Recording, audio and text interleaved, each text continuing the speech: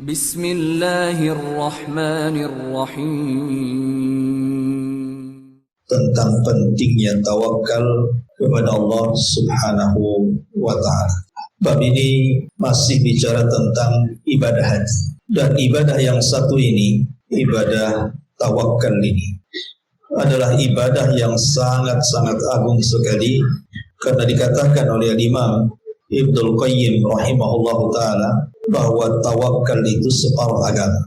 Makanya setiap hari minimalnya 17 kali kita senantiasa mengucapkan dalam salat kita, iyyaka na'bud wa iyyaka nasta'in. Hanya kepadamu ya Rabb kami beribadah, dan hanya kepadamu ya Rabb kami meminta pertolongan. Dan minta pertolongan itu artinya tawakal. Karena makna tawakal itu adalah sidqu i'timadil qalbi 'ala Allah fi jalbil manafi wa daf'il madari min umurid dunya wal akhirah bi akhdhi bil asbab. Jadi makna tawakal itu artinya betul-betul hati ini menyandarkan diri kepada Allah Subhanahu wa ta'ala, baik dalam mencari manfaat ataupun mencegah madarat, baik urusan dunia ataupun akhirat, dengan tidak lupa mencari sebab. Itulah arti tawakal, dan itulah makna daripada isti'anah, meminta pertolongan kepada Allah Subhanahu wa ta'ala. Ma'asyiral muslimat yang dimuliakan Allah Subhanahu wa ta'ala, kalau kita melihat dan membaca Al-Quranul Karim, maka perintah tawakal itu adalah perintah yang menyeluruh, masuk pada bab ibadah dan juga masuk pada bab akidah dan juga masuk pada bab muamalah. Ketika Allah Subhanahu wa ta'ala bicara tentang ibadah, maka Allah katakan dalam surah Hud ayat 123, fa'budhu wa tawakkal alaih. Sembahlah Allah, kemudian tawakal. Kemudian ketika Allah Subhanahu wa ta'ala berbicara tentang dakwah, maka Allah Subhanahu wa ta'ala katakan dalam surah At-Taubah 129, fa in tawallaw faqul hasbiyallah la ilaha illahu alaihi tawakkaltu wa huwa rabbul arsyil azim. Jika mereka berpaling, orang-orang yang kau dakwahi itu wahai Muhammad, maka katakanlah cukuplah Allah, tidak ada sesembahan yang berhak disembah kecuali Dia, dan kepada Allah lah saya bertawakal. Ketika Allah Subhanahu wa ta'ala bicara soal rizki manusia, maka Allah Subhanahu wa ta'ala mengatakan dalam surah At-Talaq ayat 2-3, wa man yatawakkal wa man yattaqillaha yaj'al lahu makhraja wa yarzuqhu min haitsu la yahtasib wa man yatawakkal 'ala Allah fa huwa hasbuh. Barang siapa yang takut kepada Allah, maka Allah akan jadikan kepadanya jalan keluar. Siapa yang takut maksudnya bertakwa kepada Allah, maka Allah akan jadikan padanya jalan keluar, dan Allah akan berikan rizki dari arah yang tidak disangka-sangka. Dan barang siapa yang bertawakal kepada Allah, maka Allah lah yang akan mencukupinya.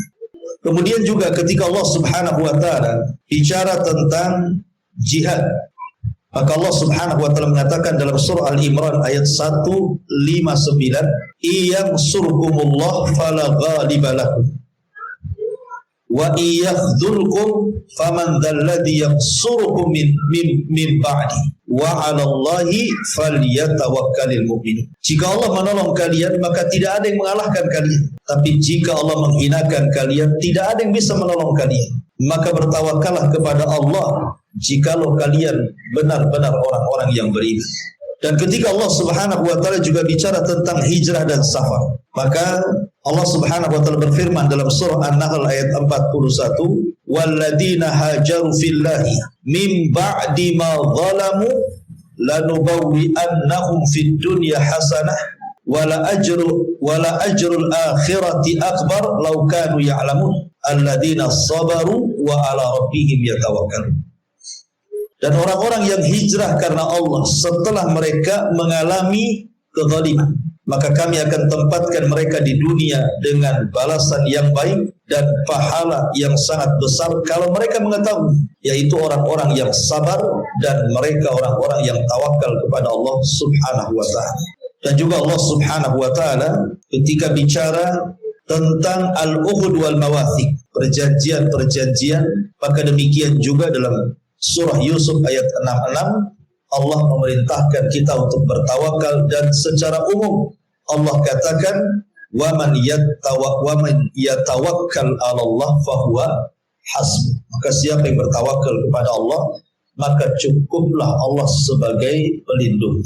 Dari ayat-ayat ini yang kita baca, jadi tawakal itu mencakup semua aspek kehidupan, baik bicara ibadah ataupun muamalah. Karena siapapun yang hidupnya menyandarkan diri kepada Allah, barang siapa yang Allah jadi sandarannya, barang siapa yang Allah jadi rujukannya, maka dia tidak akan takut kepada siapapun kecuali kepada Allah. Dia tidak akan takut kepada rizkinya, karena Allah Subhanahu wa ta'ala tidak mungkin menyempurnakan rizkinya sebelum Allah mewafatkannya. Dia tidak akan takut nasib anak-anaknya, karena dia yakin bahwa Allah yang akan melindungi dan menentukan masa depan.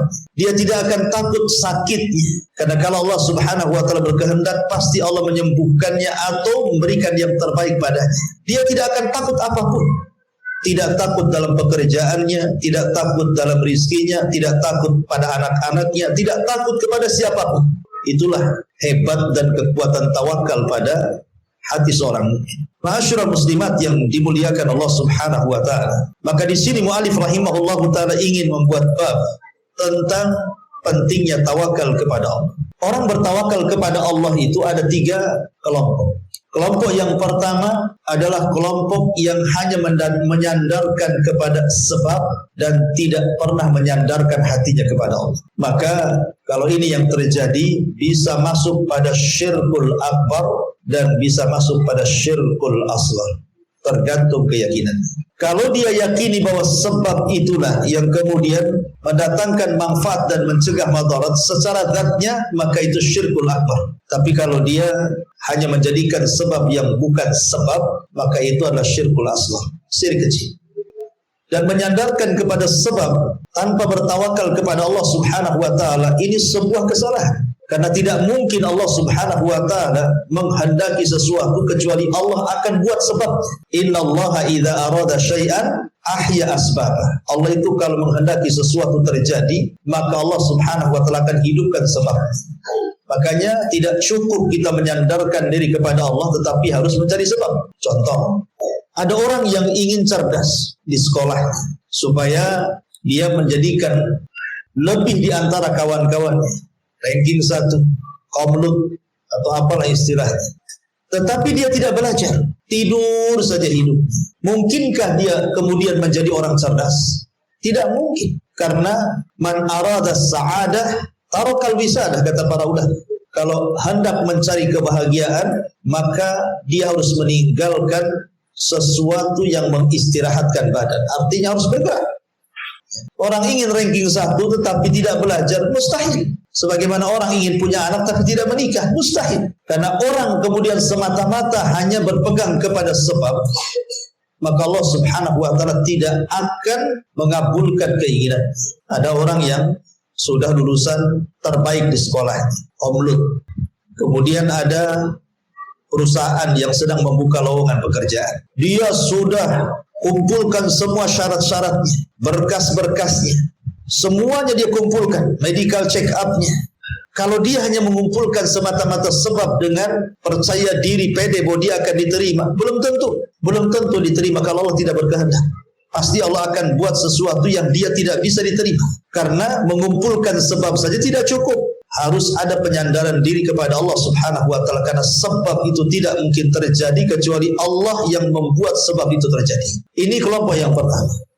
Kelompok yang kedua adalah orang-orang yang tawakul, bukan tawakul. Wawunya panjang, tawakul. Beda tawakul dengan tawakul. Kalau tawakul tanpa tasdid, artinya orang yang hanya semata-mata menyandarkan kepada Allah dan tidak mau mencari sebab. Dia sakit tidak mau makan obat, dia sakit tidak mau datang berobat, dia sakit tidak mau datang ke rumah sakit, tidak mau datang ke dokter, ke tabib, ke sinse atau yang semacamnya. Kemudian kita tanya, kenapa kamu tidak berobat? Saya tawakal kepada Allah. Toh penyakit datang dari Allah, kalau Allah menyembuhkan, insya Allah sembuh. Gak akan sembuh. Kenapa? Karena harus mengambil sebab. Mengambil sebab. Makan obat, datang ke dokter, tanya kepada orang yang pintar pengobatan. Kemudian kelompok yang terakhir inilah yang muwahhid, ahli tauhid, yang menggabungkan antara tawakal dan mengambil sebab. Makanya Nabi SAW ketika hijrah, bisa saja Allah Subhanahu wa taala kemudian langsung membawa Rasul lewat malaikat, dipindahkan dari Mekah ke Madinah kan, atau seperti peristiwa Isra Mi'raj pakai buraq namanya kan bisa saja melesat sebentar. Tapi kenapa Nabi SAW harus mempersiapkan segalanya? Meminta kepada Abu Bakar untuk menjadi teman hijrah. Kemudian juga menghutang kepada Abu Bakar unta dan seluruh perbekalan di atasnya. Kemudian menyewa seorang ahli penunjuk jalan, Abdullah ibn Uraikid. Kemudian membuat taktik di perjalanan sehingga harus menginap di Gua Thur selama 3 hari. Untuk apa ini semua? Bukankah Allah sanggup kemudian mengirim buraq langsung kemudian melesat ke Madinah tanpa harus kemudian khawatir, takut karena musuh kemudian di mana-mana? Tidak lain dan bukan Allah ingin mengajarkan Rasul untuk dijadikan pelajaran kepada umatnya bahwa tawakal saja tidak cukup, harus mencari sebab. Cari sebabnya dulu. Ya. Kemudian contoh yang lain, Nabi Ibrahim alaihi salatu wassalam. Nabi Allah Ibrahim alaihi salatu wassalam ketika meninggalkan putranya Ismail dan juga Hajar di sebuah lembah yang kering kelontang, tidak ada tanaman, tidak ada tumbuhan, tidak ada binatang, tidak ada orang lagi di situ, main tinggal saja di situ. Tentu karena perintah Allah, bukan kemauan Ibrahim. Lah Hajar ini adalah orang yang sangat-sangat tawakal kepada Allah. Sampai-sampai ketika dia mengatakan, ila aina tadhhab ya Ibrahim? Hendak kemana kau pergi wahai Ibrahim? Ibrahim tidak menjawab, bahkan tidak menengok. Karena begitu perintahnya. Lama-lama Hajar paham kalau ini adalah perintah Allah. Sehingga dia mengatakan, kalau begitu idhab ya Ibrahim, wallahi lan yudayyi'an Allah. Pergi wahai Ibrahim, saya yakin Allah tidak menyia-nyiakan saya. Lihat, tawakal kuat kepada Allah Subhanahu wa taala. Kemudian setelah itu perbekalannya habis. Kemudian dia khawatir dengan Ismail. Kalau seandainya dia tidak minum, tidak makan. Akhirnya kemudian dia mencari sebab. Lari ke Bukit Safa, lari ke Marwah, balik lagi ke Safa, balik lagi ke Marwah, sampai 7 putaran tuh. Karena dia mendengar Ismail dari kejauhan menangis, dia khawatir bayinya. Maka dia kembali, rupanya sudah ada malaikat Jibril dan menghentakkan kaki Ismail ke tanah, muncullah air Zam-Zam, air yang sangat berkah. Begitulah tawakal, itu bonus daripada tawakal. Jadi orang itu mencari sebab dulu, baru kemudian Allah kabulkan keinginannya. Makanya harus mencari sebab. Seperti Nabi Musa, ketika dia dikejar oleh tentara Firaun, kemudian Bani Israel bingung. Di depannya lautan, di belakangnya pula tentara Firaun. Kemudian orang-orang mengatakan, innalah mudrakun, wahai Musa, mereka sudah melihat kita. Kemana kita pergi? Maka Allah Subhanahu wa taala gambarkan, Allah katakan di dalam Al-Qur'anul Karim, fatawakkalu in kuntum mu'minin. Maka Musa mengatakan kepada Bani Israel, bertawakallah kalian jika kalian orang-orang yang beriman. Kemudian Musa mengatakan, tenang saja, inna ma'iya rabbi sayahdin. Kebersamaan Allah dengan kita pasti tidak mungkin menyia-nyiakan kita. Pasti Allah akan carikan jalan keluar. Maka kemudian orang-orang Bani Israel mengatakan, nahnu tawakkalna 'ala Allah. Kalau begitu kami bertawakal kepada Allah. Subhanallah. Hanya mengucapkan kalimat tawakkalna 'ala Allah, tiba-tiba kemudian mereka diselamatkan dari Firaun dan Musa memukulkan tongkatnya, kemudian terbelah lautan dan Bani Israel pun selamat. Hanya mengucapkan tawakkalna 'ala Allah, langsung Allah tolong. Dan Musa memukulkan tongkatnya. Ngapain Musa pukul-pukul tongkat coba ke lautan? Bisa saja Allah tanpa memukulkan tongkat ke lautan pun membelah lautan, karena tongkat itu tidak ada manfaatnya. Kita ambil tongkat bu, kita pukul-pukul lautan 1000 kali pukulan, tetap aja lautan seperti itu, tidak ada manfaatnya kan? Karena yang membelah lautan itu bukan tongkatnya Nabi Musa, yang membelah lautan itu Allah. Lalu kenapa Allah memerintahkan Musa untuk memukulkan lautan? Supaya mengambil sebab. Itu maksudnya. Supaya mengambil sebab. Dengan sebab tongkat itu dipukulkan di lautan, terbelahlah lautan, gitu maksudnya. Karena tongkat itu tidak bisa membelah lautan. Yang membelah lautan itu Allah. Lalu kenapa Allah perintahkan untuk memukulkan tongkat? Sekali lagi, biar Musa mencari sebab. Kita pindah ke cerita Maryam. Maryam ketika melahirkan Isa, kemudian Allah Subhanahu wa taala gambarkan dalam Al-Qur'an, dia pun lari ke bukit, ke kebun kurma. Kemudian dia pun bersandar di kebun itu, melahirkan sendirian. Tiba-tiba kemudian Allah Subhanahu wa taala mengatakan, goyangkan pohon kurma itu wahai Maryam, bijid'in nakhlah itu. Goyangkan itu dengan kaki. Tusakit 'alaika rutaban janiyah, maka akan berjatuhan tuh rutab-rutab tuh kurma-kurma basah dan kau bisa makan karena engkau kelelahan dari melahirkan. Allah mampu tanpa harus kemudian Maryam menggoyang pohon kurma sehingga kemudian rutab itu jatuh.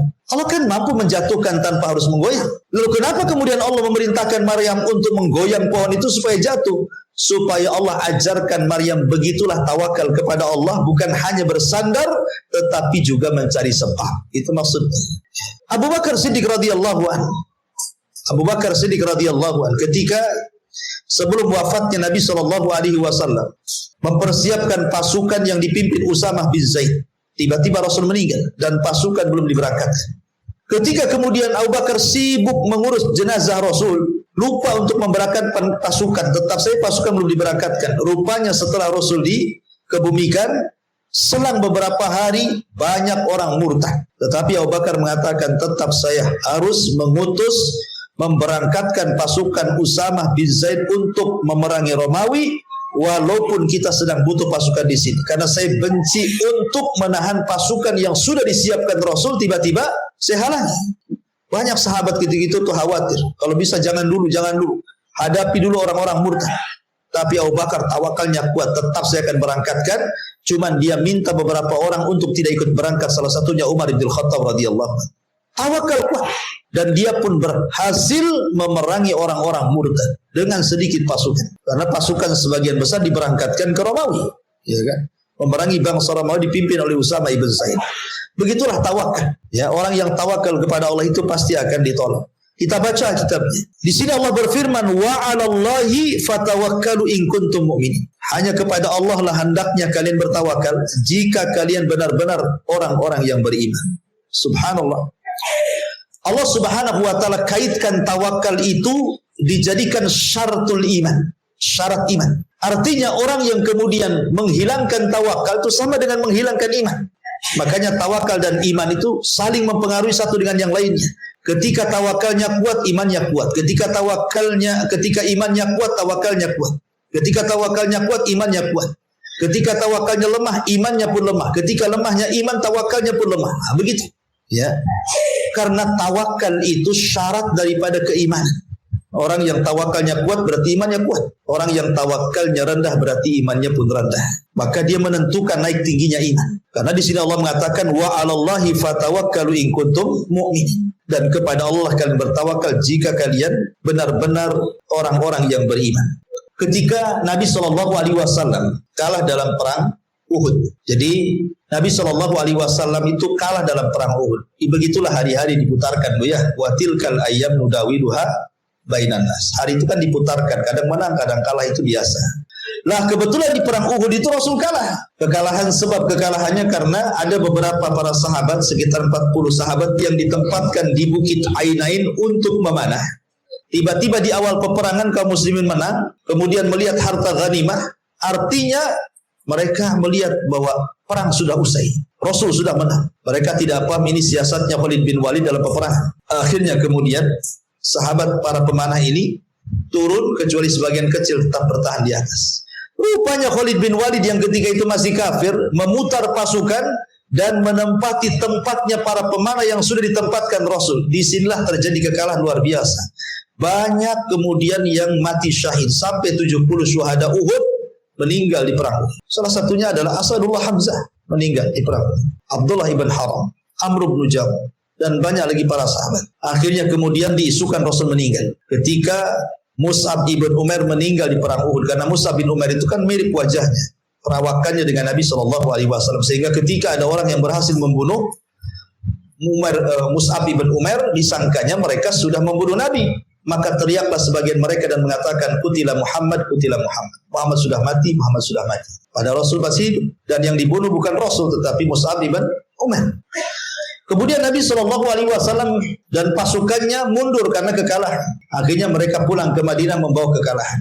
Baru saja mereka sampai di kota Madinah. Baru saja mereka ingin istirahat dari peperangan. Tiba-tiba Abi Sufyan yang memimpin dari kalangan orang-orang musyrik dalam perang Uhud itu kemudian mempersiapkan pasukan baru untuk menyerbu Madinah. Ketika sampai di Hamrul Asad, sebuah tempat, maka Abi Sufyan menitipkan pesan kepada seseorang untuk disampaikan kepada Nabi SAW, katakan kepada Muhammad dan orang-orangnya di Madinah bahwa kami telah membawa pasukan yang jauh lebih besar dibandingkan Uhud. Hendak menakut-nakuti. Akhirnya sampailah itu kepada Nabi SAW. Tetapi Nabi SAW ketika melihat ada kekhawatiran di mata-mata para sahabat, Rasul ingin menenangkan dan mengokohkan kekuatan kaum muslimin dan mengatakan hasbunallah wa ni'mal wakil. Cukuplah Allah karena dia sebagai pelindung. Ketika Rasul mengucapkan kalimat itu, semua para sahabat tertanam tawakal. Ketika Nabi SAW mengatakan hasbunallah wa ni'mal wakil, dan Allah katakan wa 'alallahi fatawakkalu in kuntum mu'minin, kepada Allah lah kalian bertawakal jika kalian orang-orang yang beriman. Wah, langsung kekuatan imannya meninggi dan mereka siap tempur kembali. Akhirnya kemudian Rasul membawa beberapa pasukan kemudian berangkat ke Hamrul Asad. Sampai di sana rupanya musuh sudah lari ketakutan. Padahal mereka yang awalnya menakut-nakuti Nabi SAW, tetapi tiba-tiba mereka pula yang kemudian takut dengan Rasul SAW dan para sahabatnya.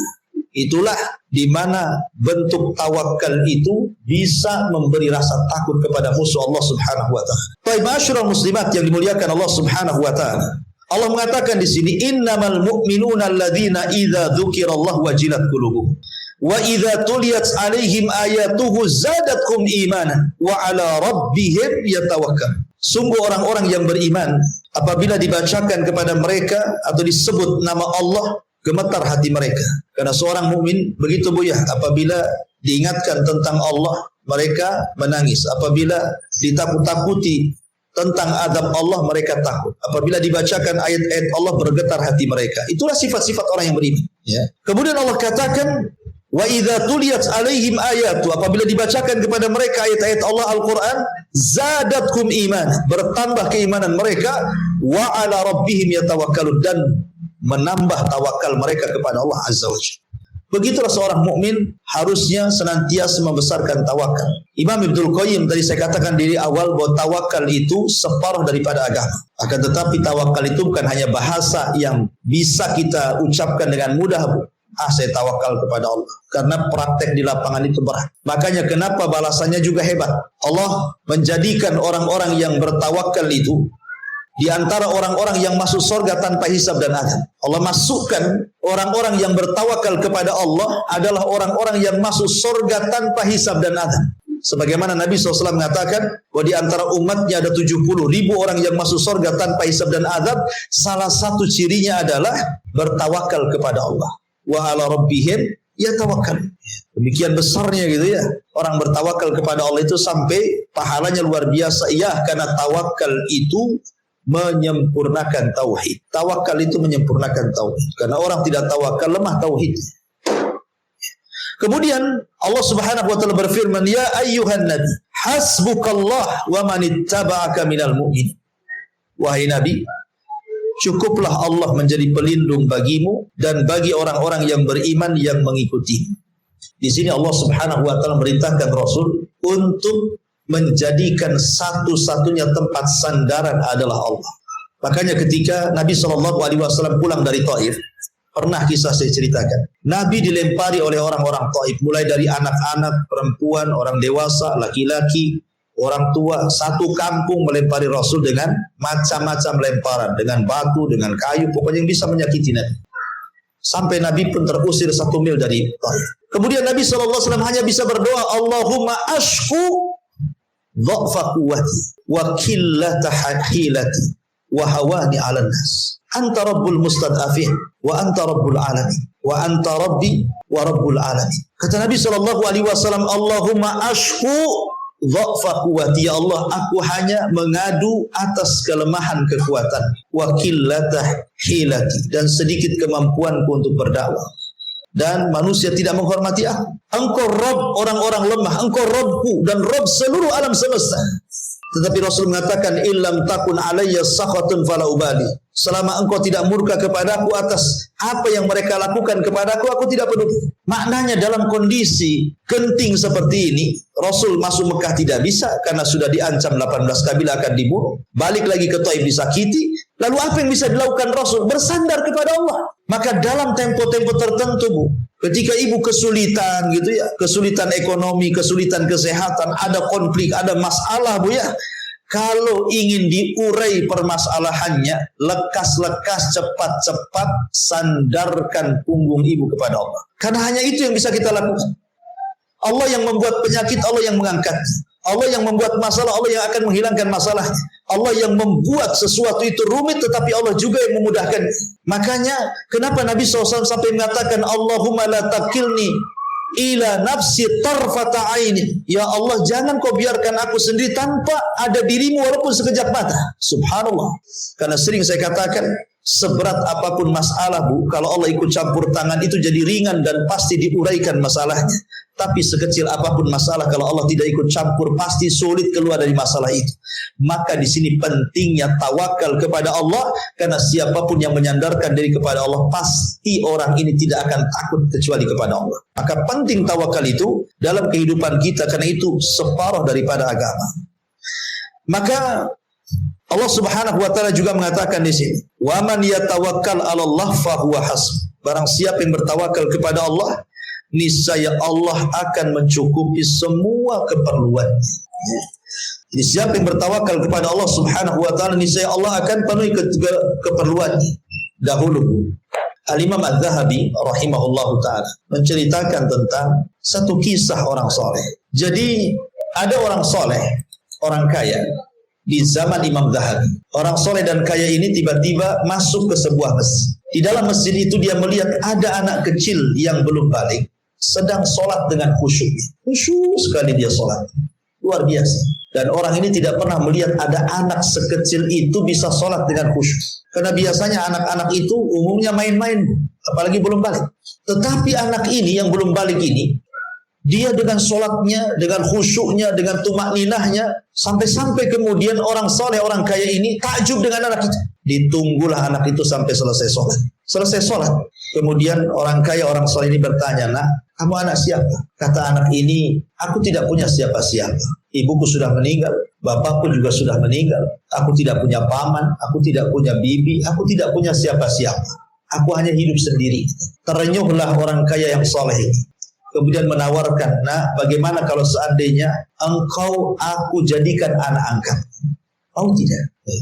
Maka anak ini langsung mengatakan, "Boleh-boleh saja, asal engkau memberikan 5 syarat kepadaku." Agar engkau memberikan 5 syarat kepada. Kemudian orang kaya, orang soleh ini mengatakan kepada anak itu, "Apa syaratnya, nak? Biar aku bisa mengangkat dirimu menjadi anakku." Karena takjubnya, anak belum balik sudah rajin ibadah kan itu. Akhirnya kata anak ini mengatakan kepada orang kaya soleh ini, kata Imam Dzahabi, "Pertama, kalau seandainya aku lapar, bisa nggak engkau menyediakan makan kepada?" Kata orang soleh ini, "Oh ya tentu, nak. Kalau engkau sudah jadi anakku, pasti aku kasih makan." Oke, kata anak. Kemudian yang kedua, kalau aku haus, maukah kau memberikan minum kepadaku? Maka kata orang soleh, "Ya tentu, nak. Kalau sudah jadi anakku, pasti mau apa, minum apa, aku kasih." Oke. Kemudian yang ketiga, seandainya aku telanjang, maukah kau memberikan pakaian kepada aku? Dia makan, "Tentu ya, nak.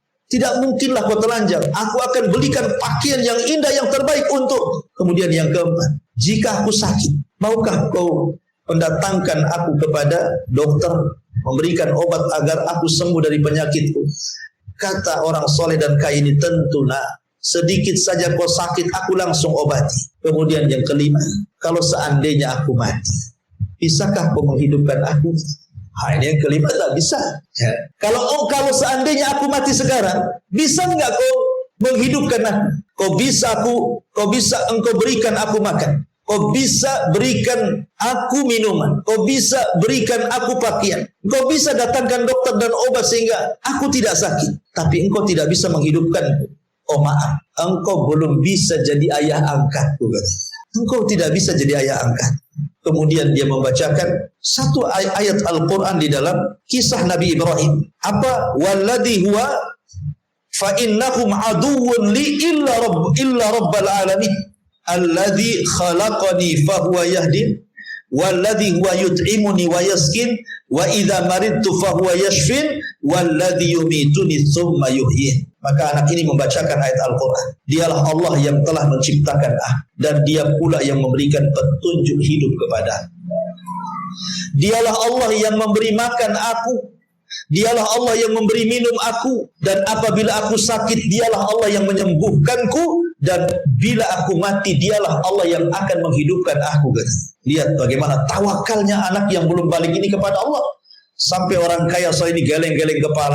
Kok bisa anak belum balik bisa tawakal kepada Allah? Bisa kuat tawakalnya, dia bisa hidup sendirian. Nggak ada ayah, nggak ada ibu, nggak ada paman, nggak ada saudara. Hidup sendirian. Dia hidup di masjid. Kemudian sholat. Kemudian kalau dia lapar, dia cari makanan. Allah kasih insting bagaimana cara kasih makan dia. Begitulah harusnya, Bu. Harusnya lebih tawakal lagi kita kepada Allah. Janin saja di perut ibu belum bisa apa-apa, ada rizkinya. Kemudian berojol ke bumi saja langsung Allah sediakan rizkinya. Kok sudah besar, sudah sekolah, sudah sarjana, sudah cerdas, sudah diberikan akal, pikiran, tenaga, kok masih takut juga dengan rizki loh? Tawakalnya di mana gitu maksudnya? Seperti ada orang yang baru di PHK saja udah kayak kiamat besar, Bu. Seolah-olah Tuhan yang di PT beda pula dengan Tuhan yang di luar PT kan. Dan ada orang yang seperti ini. Sampai-sampai ada orang sakit, udahlah mati saja daripada hidup katanya. Enggak tahan dengan sakitnya, tidak sabar, tidak tawakal kepada Allah. Makanya di sini Allah katakan, "Wa man yatawakkal 'ala Allah fahuwa hasbuh." Barang siapa yang bertawakal kepada Allah, yakin niscaya Allah yang akan mencukupkan keperluannya. Itu kan mantap ya. Kemudian Allah mengatakan, hasbunallah wa ni'mal wakil. Abdullah bin Abbas radhiyallahu anhu mengatakan bahwa ketika Nabi Ibrahim dilemparkan ke dalam api neraka, maksudnya api yang menyala-nyala yang dinyalakan oleh Namrud untuk membakar Ibrahim karena menghancurkan patung. Maka Ibrahim mengatakan hasbunallah wa ni'mal wakil. Cukuplah Allah yang menjadi pelindungku karena Allah sebaik-baik pelindung. Kapan Ibrahim mengucapkan kalimat? Dalam ulama sejarah menjelaskan kisah tentang Ibrahim saat pembakaran. Jadi setelah kemudian para pejabat Mesir itu mengetahui para pejabat Babil, Irak itu mengetahui siapa yang menghancurkan berhala-berhala Namrud, rupanya Ibrahim. Kemudian mereka pun berusaha untuk melakukan hiwar dialog, tapi tidak bisa mengalahkan hujah Ibrahim. Ketika itulah kemudian terjadilah eksekusi pembakaran Ibrahim. Diputuskan Ibrahim harus dibakar. Disaksikan semua manusia. Supaya kapok jangan kurang ajar kepada Tuhan-Tuhan yang mereka sembah hari itu. Akhirnya dinyalakanlah api itu.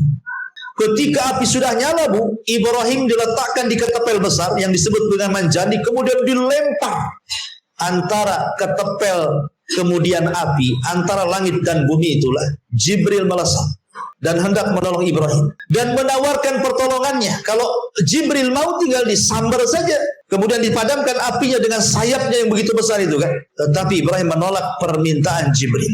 Ketika Jibril menawarkan pertolongannya, apa kata Ibrahim? Amma ilaika fala wa amma ilallahi fabala. Adapun harus minta pertolongan kepadamu Jibril, tidak, saya tidak akan minta pertolongan. Adapun aku harus meminta pertolongan kepada Allah, ya, itulah yang aku lakukan. Lah disitulah Ibrahim mengucapkan kalimat hasbunallah wa ni'mal wakil. Cukuplah Allah sebagai pelindung dan dia sebaik-baik penolong bagimu.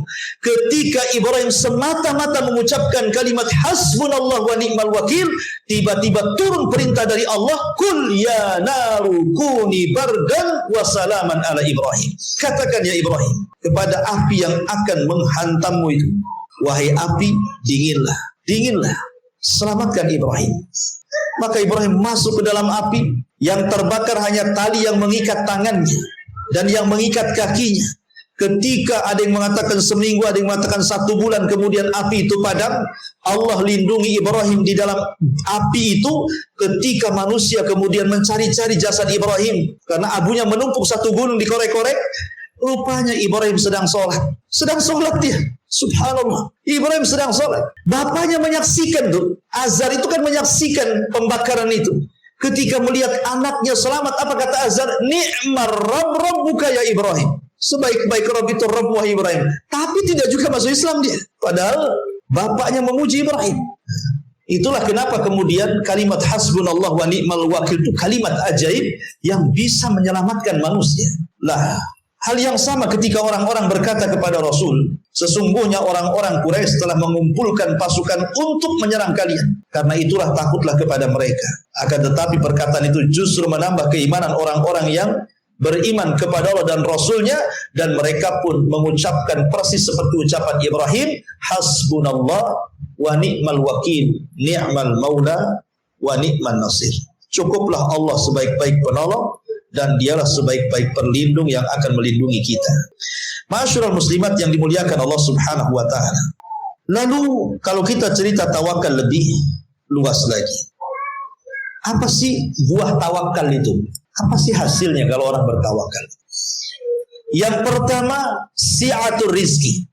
Orang yang kuat tawakalnya, rizkinya akan diluaskan. Perhatikan hadis Nabi SAW, "Lau antum tatawakkaluna 'ala Allah haqqa tawakkuli, la ruziktum kama yurzaqu tayr, yaghdu khimasan wa taruhu bitana." Hadis yang dikeluarkan Imam Ahmad dan disahihkan oleh Syekh Nasiruddin Al-Albani. Kata Allah, kata Rasul, kalau kalian betul-betul tawakal, katanya, dengan sebenar-benar tawakal, maka kalian akan diberikan rizki seperti Allah berikan rizki kepada burung keluar dari sangkarnya dalam posisi lapar, pulang pula sudah kenyang dan bisa memberi makan keluarganya.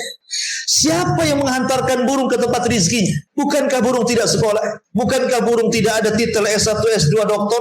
Apalagi profesor, doktor itu tak ada di burung. Burung itu tidak ada yang kemana-mana bawa kartu ATM kayak ibu, tidak ada. Ya. Tetapi burung itu yakin kemana harus mencari makan. Siapa yang mengarahkannya? Kalau bukan karena Allah, instingnya di sana ada makan itu. Lah kalau burung tidak berakal, dia bisa tawakal dan paham firman Allah, wa ma min dabatin fil ar illa 'ala Allah rizquha. Tidak ada satupun binatang yang melata kecuali sudah ditentukan rizkinya. Lah kita yang berakal kok kekhawatiran dengan rizki ini gimana ceritanya? Harusnya kita lebih berakal dibandingkan burung itu, kan lebih yakin, lebih pede gitu ya. Bahwa rizki kita tidak mungkin disia-siakan Allah Subhanahu wa ta'ala. Karena ketika Allah Subhanahu wa ta'ala menciptakan alam semesta ini, Allah sudah siapkan fasilitasnya, Bu. Laut dengan berbagai macam ikan-ikannya, sungai dengan berbagai macam ikan-ikannya, gunung, hutan dengan berbagai macam buah-buahannya, ladang sawah dengan berbagai macam biji-bijiannya. Itu semua untuk siapa loh? Untuk kita. Masyaallah muslimat yang dimuliakan Allah Azza wa Jalla. Kalau orang tidak punya apa-apa, ambil pancing, nongkrong aja itu di pinggir parit gitu. Dapat nanti lele. Siapa yang kasih lele kalau bukan Allah? Karena tidak mungkin juga lele tiba-tiba makan pancing kita kan kalau bukan Allah ngarahkan gitu. Berarti memang hari itu kita dapat rezeki lele gitu. Kalau ingin cepat lagi Bu, bawa uang ke pasar, beli lele banyak-banyak. Tapi di sini ma'asyiral muslimat yang dimuliakan Allah Azza wa Jalla, bagaimana Allah Subhanahu wa taala ingin katakan kepada kita lewat percontohan burung ini. Burung saja tidak berakal, bisa cari makan. Kita lah yang berakal, masa tak bisa cari makan? Makanya luar biasa.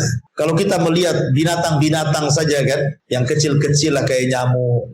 Nyamuk itu kan, terutama nyamuk betina Bu, itu kan suka ngisap darah. Karena dia harus ngisap darah. Dan ketika ngisap darah kita itu ancamannya apa? Kena tepuk tangan ibu kan. Bisa berhasil, bisa tidak. Tapi ibu cari makan nggak pernah ada yang hari-hari nepuk ibu kan. Ya.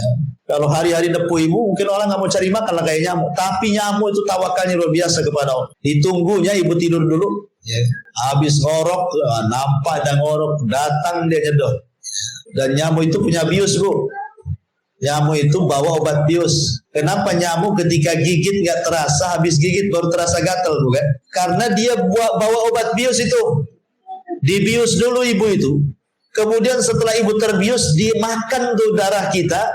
Kemudian dia pergi, setelah pergi, baru terasa gatal. Siapa yang punya insting kayak gini? Coba, kalau bukan karena Allah Subhanahu wa taala kan luar biasa itu. Baik, masyaallah muslimat yang dimuliakan Allah Azza. Jadi yang pertama, tawakal itu menyebabkan luasnya rezeki. Yang kedua, tawakal itu bisa sabil ila qada'id dain. Yang banyak hutang, insya Allah dengan tawakal kepada Allah pasti akan mampu dilunasi. Ada satu kisah menarik dalam Sahih Bukhari. Jadi ada seorang laki-laki dari Bani Israel. Dia berbincang dengan Bani Israel yang lainnya untuk meminjam uang sebanyak 1.000 dinar. Jadi mau pinjam uang sesama kawan Bani Israel berapa? 1.000 dinar, 1.000 dinar. Kemudian yang satu yang punya uang, yang hendak memberikan pinjaman uang itu bertanya, Saya ngasihkan uang kepadamu itu siapa saksinya? Ya, hutang piutang kan harus ada saksi. Orang ini mengatakan, kafa billahi syahida. Cukuplah Allah yang jadi saksi. Kalau begitu, fa'tini bi al-kafil. Kalau memang tidak ada saksi, siapa yang akan menjamin?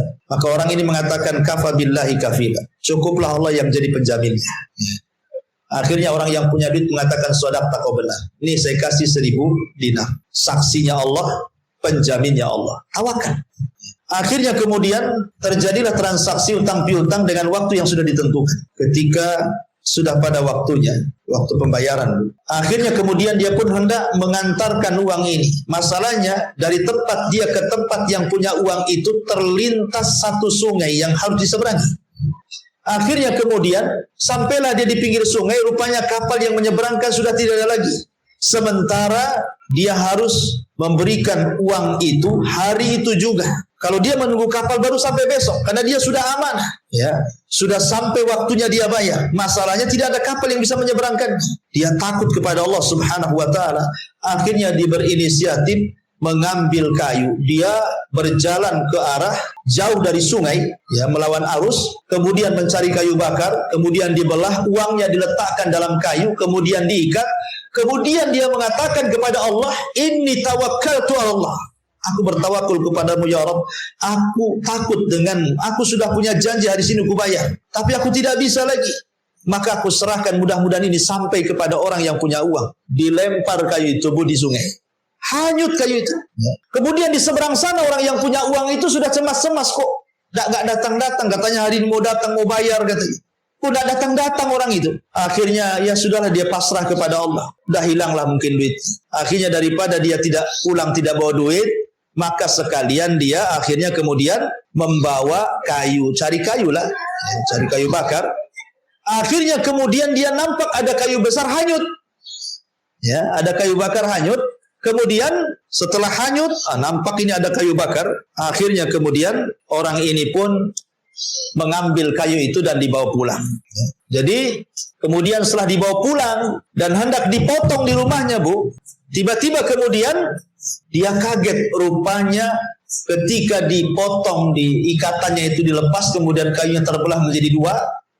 Tiba-tiba ada uang di situ banyak, dan di situ ada surat. Rupanya setelah baca, itu surat dari orang yang dihutangi. Dia mengatakan alhamdulillah. Lihat bagaimana Allah Subhanahu wa taala membuat uang ini sampai, tapi jangan ditiru, Bu, ya. Ini kan cerita. Ya, kalau ibu tiru ya hanya duitnya. Ya, maksudnya begini, ini kan kisah orang dulu, gitu ya. Kisah orang dulu seperti inilah orang itu amanah. Makanya Allah Subhanahu wa taala akan tolong karena dia tawakal luar biasa kepada Allah. Makanya Allah tolong itu ya, dihanyutkan pun akhirnya sampai juga kemudian uang itu. Masya Allah. Baik. Kemudian yang ketiga, orang yang tawakal itu, Bu, setan tidak akan sanggup untuk menyesatkan. Karena Allah yang mengatakan dalam surah An-Nahl 99, innahu laisa lahu sultan 'alal ladzina amanu wa 'ala rabbihim yatawakkalun. Tidak ada kuasa bagi setan terhadap orang-orang yang beriman dan orang-orang yang bertawakal. Karena setan itu, Bu, selalu datang ke ibu kemudian membisikkan di telinga ibu, jangan berinfak, ya'idukumul faqra wa ya'murukum bil fahsya. Kemudian memberikan was-was, jangan infak nanti fakir, kemudian disuruh melakukan hal-hal yang mungkar. Ketika ibu lawan, tetap tawakal kepada Allah. Saya yakin kalau saya infak Allah akan ganti 700 kali lipat. Bismillah, tawakal Allah. Maka setan akan menggigit jarinya. Oh, tidak bisa digoda orang di rupanya. Ya. Jadi setan tidak mungkin dekat-dekat. Termasuk juga tawakal itu yudhibut tasya'u, bisa menghilangkan perasaan was-was. Ya, was-was itu, Bu. Contoh umpamanya ibu mau pulang, mau berniaga, mau bertamu, mau kemana lah pokoknya bersama suami. Tiba-tiba kemudian tanpa disadari motor ibu nabrak kucing. Matilah kucing itu ketabrak ibu. Kemudian tiba-tiba ibu takut karena ada keyakinan di masyarakat kalau nabrak kucing maka kucingnya harus difardu kifayahkan, katanya. Harus dimandikan, dikafankan, dikubur di tamiang, katanya. Baru nanti nggak akan ada kecelakaan. Ya. Bu, kucing itu sama dengan binatang yang lain. Ibu nabrak kucing, nabrak ayam, sama aja hukum. Nggak ada bedanya, kan nggak sadar. Nggak disengaja, kecuali sengaja. Jangankan nabrak kucing, nabrak ayam aja disengaja berdosa kita. Oh disengaja kan gitu ya. Apalagi ayam orang. Jadi kalau ibu tawakal ini tidak apa-apa ini, Bismillah aja terus. Insya Allah nggak terjadi apa-apa itu, nggak terjadi apa-apa karena tawakal itu yudhibut tasya'um. Baik, kemudian yang nomor 5, tawakal itu adalah satu jalan untuk masuk surga tanpa hisab dan azab. Tadi saya sudah jelaskan hadisnya bahwa di antara sifat-sifat 70.000 orang yang masuk surga tanpa hisab dan azab adalah wa ala rabbihim yatawakkal. Kemudian juga yang keenam, tawakal itu adalah jalan kemuliaan. Orang kalau bersandar kepada uang, uangnya hilang, hina dia. Orang kalau bersandar kepada perusahaan, perusahaannya bangkrut, selesai dia. Orang kalau bersandar kepada suami, suaminya mati, kawin lagi katanya. Maksudnya begini, kalau orang menyandarkan kepada makhluk, Bu, makhluk itu masalah juga dengan itu. Siapapun yang menyandarkan kepada makhluk itu pasti membawa kehinaan. Tapi siapa yang bersandar kepada Allah, tidak ada yang menghina dia. Ketika Allah mengangkat derajat ibu satu dunia merendahkan, tidak mungkin terjadi. Ketika Allah sudah merendahkan satu dunia mengangkat, tidak mungkin terangkat. Jadi tawakal itu mengangkat derajat manusia. Ya. Kemudian yang nomor 7, Allah suka dengan orang-orang yang bertawakal. Allah itu paling senang dengan orang-orang yang bertawakal. Dan yang nomor 8, tawakal itu adalah alamat keimanan dan juga tanda keislaman. Dan tawakal itu juga bisa menghilangkan al-humum, perasaan gundah, gulana, sedih, dan begitu seterusnya. Karena hakikat tawakal itu sebenarnya beriman dengan takdir, Bu. Bahwa tidaklah sesuatu terjadi kecuali atas takdir Allah. Sehingga ketika datang dunia tidak terlalu senang, ketika hilang dunia tidak terlalu sedih. Ketika dapat harta ya tidak terlalu senang, ketika hartanya hilang tidak terlalu sedih. Karena dia tawakal kepada Allah. Boleh jadi ketika harta ini hilang sudah ditakdirkan. Boleh jadi ketika ini harta datang sudah ditakdirkan. Semua berjalan dengan takdir. Orang kalau berjalan dengan takdir, maka akan tenang hidupnya. Dan itulah hakikat tawakal, berjalan dengan takdir. Serahkan semuanya kepada Allah Subhanahu wa ta'ala. Kita hanya mengambil sebab saja. 1-2 sebab jadi, lebihnya Allah Subhanahu wa ta'ala yang akan menjalankan niat kita. Selesai. Ya.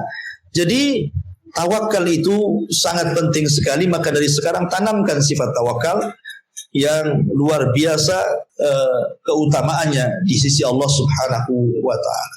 Wallahu a'lam bishawab. Ini yang bisa sampaikan. Sebelum saya tutup, silakan.